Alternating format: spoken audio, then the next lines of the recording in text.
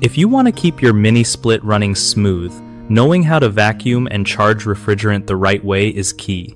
Like seriously, it can save you from a ton of headaches and costly repairs. So first off, when you're about to vacuum that mini split, make sure you hook up your vacuum pump properly to the service port.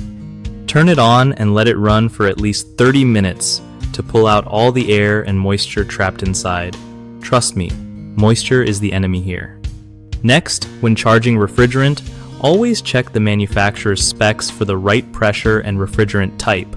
Overcharging or undercharging messes with efficiency. Now, about purging air from your refrigerant hoses before charging. Loosen the hose connection just a bit so the refrigerant can push out any air trapped inside. Then quickly tighten it back up before you start charging. This little trick keeps air from sneaking into your system, which could cause pressure problems or damage. Also, use a leak detector to spot any leaks before you seal everything up.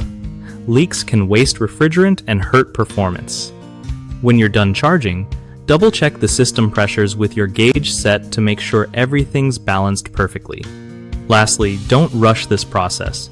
Patience is everything if you want your mini split to last and cool like a champ.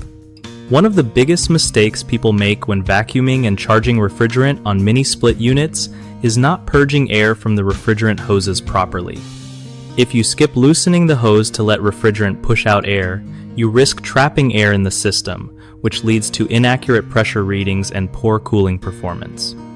Fix it by always loosening the hose slightly before tightening it again. Another common issue is running the vacuum pump for too short a time, which leaves moisture in the system causing corrosion or ice blockages. Make sure to vacuum for at least 30 minutes as recommended. Third, many folks don't measure or follow charging specs closely and end up with either too much or too little refrigerant. Avoid this by using manufacturer guidelines and pressure gauges precisely during charging.